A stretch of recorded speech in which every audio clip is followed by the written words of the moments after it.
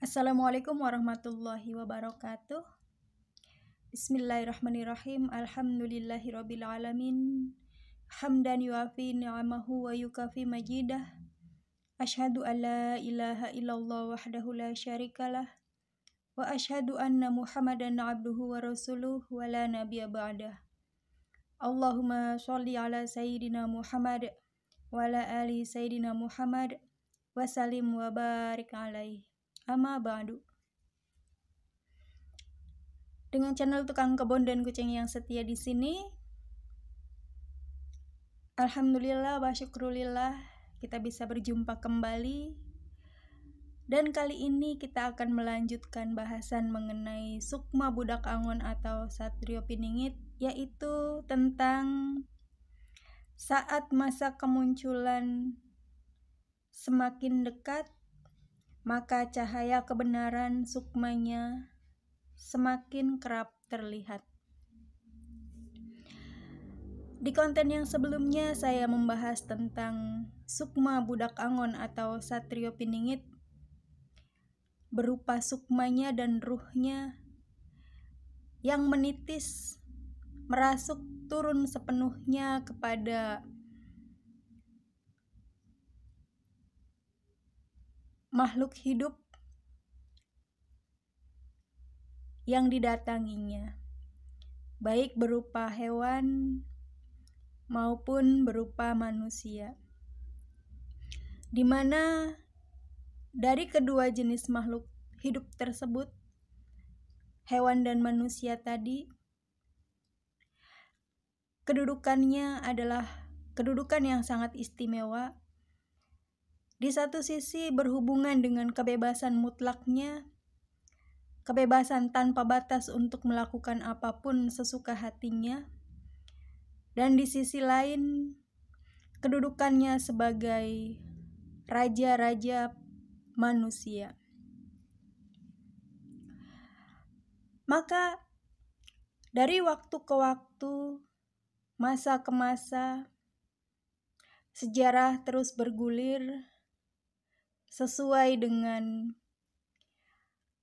masa-masa yang telah ditentukan menurut zamannya masing-masing.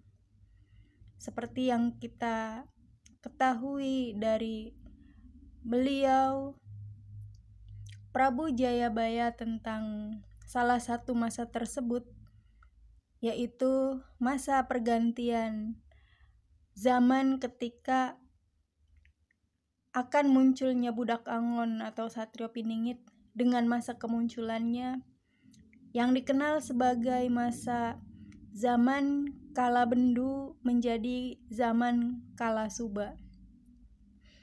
Demikianlah masa demi masa itu dilalui oleh sukma budak angon atau satrio piningit menunggu masanya yang sejati muncul, yaitu masa ketika tubuh, jasad, raga sang budak angon atau satrio piningit yang sejati telah benar-benar terlahir ke dunia ini.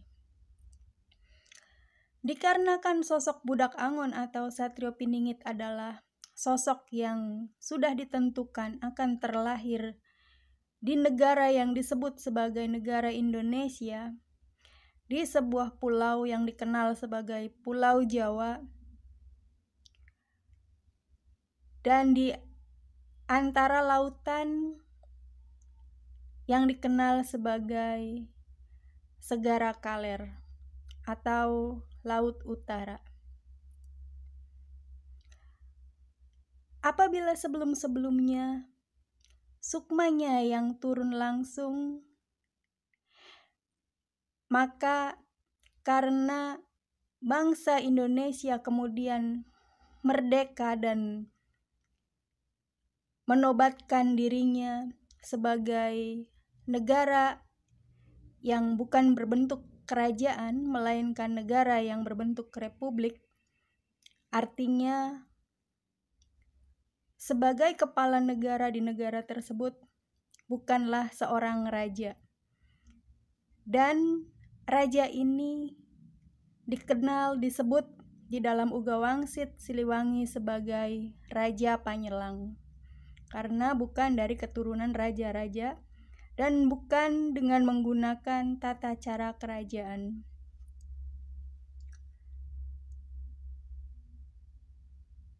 Dengan munculnya masa-masa Raja Panyelang, seperti yang digambarkan oleh beliau Prabu Siliwangi di dalam Uga Wangsitnya, maka menunjukkan masa kemunculan Sang Budak Angon atau Satrio Piningit akan semakin dekat.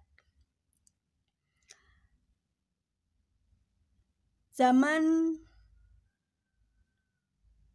kakek kita atau orang tua kita dahulu, yaitu menjelang masa kemerdekaan Indonesia dari penjajahan Belanda dan juga dari penjajahan Jepang, serta dari penjajahan-penjajahan orang luar wilayah Indonesia, menganggap bahwa sosok Soekarno adalah Budak Angon atau Satrio Piningit itu. Akan tetapi, Bung Karno sendiri menolak bahwa dirinya bukanlah sosok yang dimaksud. Secara tersirat, beliau menyatakan di dalam pidatonya yang diberinya judul sebagai Indonesia Menggugat, beliau menceritakan tentang orang-orang yang bertanya, kapan masa itu muncul, masa kejayaan itu muncul, masa Budak Angon atau Satrio Piningit yang membawa kesejahteraan kepada seluruh rakyat itu muncul. Kapan masanya? Kapan? Dan beliau, Bung Karno, tidak pernah menyatakan masanya adalah masa ketika beliau berada di tampuk kepemimpinan. Itu menunjukkan bahwa beliau merasa bukan dirinya lah yang menjadi Budak Angon atau Satrio Piningit. Meskipun banyak pula yang menobatkan beliau sebagai Sang Putra Fajar dikarenakan ketidaktahuan. Akan tetapi sosok yang sejati yang memang merupakan Budak Angon atau Satrio Piningit pasti mengetahui bahwa dirinya lah yang dimaksud. Dan sosok-sosok pemimpin yang dianggap sebagai Budak Angon atau Satrio Piningit pasti juga mengetahui bahwa dirinya bukan Budak Angon atau Satrio Piningit. Jadi apabila di antara sahabat ada yang merasa sebagai Budak Angon atau Satrio Piningit, pasti sahabat tahu apa yang akan sahabat lakukan terhadap negara ini. Pasti sahabat tahu tentang siapa diri sahabat yang sesungguhnya, dan pasti sahabat tahu tentang kemampuan-kemampuan luar biasa yang sahabat miliki, berhubungan erat dengan bagaimana caranya mengatur dan mengelola negara. Sebab sosok Budak Angon atau Satrio Piningit tugas utamanya adalah untuk menata negara, noto negoro. Di zaman setelah kemerdekaan, sukma beliau sudah tidak turun lagi, tetapi cahaya kebenaran dari sukmanya memperlihatkan dirinya. Semakin dekat masa kemunculannya, cahaya kebenaran dari sukmanya semakin kerap pula terlihat. Dikarenakan alasan tadi bahwa negara kita bukan negara kerajaan saat ini, sukma beliau tidak turun secara langsung, hanya cahaya kebenarannya yang menyinari kita dan memperlihatkan diri kepada para pembaca dan pencari jejak tentang kemunculan Sang Budak Angon atau Satrio Piningit, bahwa ketika kemunculannya semakin dekat, cahaya kebenaran dari sukmanya akan semakin kerap terlihat. Di masa Bung Karno, cahaya kebenaran itu menimpa tubuh seseorang yang dikenal sebagai Hamka, Haji Abdul Malik Karim Amrullah, seorang sastrawan yang sangat terkenal dengan karyanya. Beberapa di antaranya adalah Tenggelamnya Kapal Van der Wijk, Di Bawah Lindungan Ka'bah, dan beberapa karya sastra lainnya yang menjadi sebuah karya sastra mengkayakan ranah kesusastraan tanah air kita. Beliau pada masa itu mengingatkan Bung Karno tentang sebuah kebenaran, tentang agama, tentang negara. Akan tetapi dikarenakan Bung Karno telah digelapkan matanya oleh paham-paham ideologi yang diyakininya sebagai paham dan ideologi yang bagus, maka ditangkapnya lah beliau Buya Hamka tersebut dan dimasukkan ke dalam penjara. Ini yang dikabarkan oleh Uga Wangsit Siliwangi sebagai budak anu janggutan anu ngawawaro tapi diasupkeun kapang berokan, bahwa ada pemuda berjanggut yang kemudian mengingatkan kepada kebenaran tetapi malah dimasukkan ke dalam penjara. Ketika tokoh tersebut dimasukkan ke dalam penjara, cahaya kebenaran Sukma Budak Angon atau Satrio Piningit kembali terlepas. Lalu muncul lagi zamannya ketika itu turun ke sebuah lembaga negara berupa hukum, lembaga negara yang menaungi masalah hukum, yaitu ke KPK.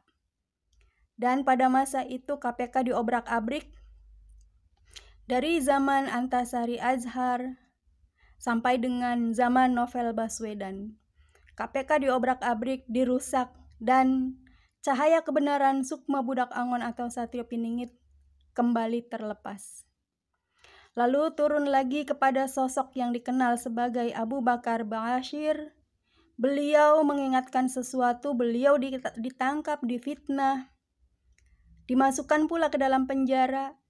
Kembali Sukma, cahaya kebenaran Sukma Budak Angon atau Satrio Piningit terlepas.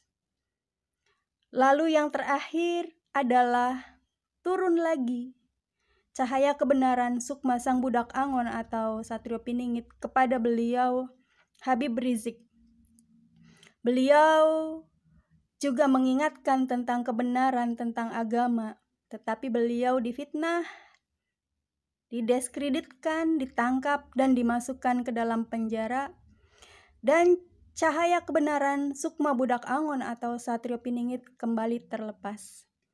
Kini cahaya kebenaran Sukma Budak Angon atau Satrio Piningit dan Sukma sejatinya telah kembali dan melayang-layang di angkasa menunggu kapan waktunya gonjang-ganjing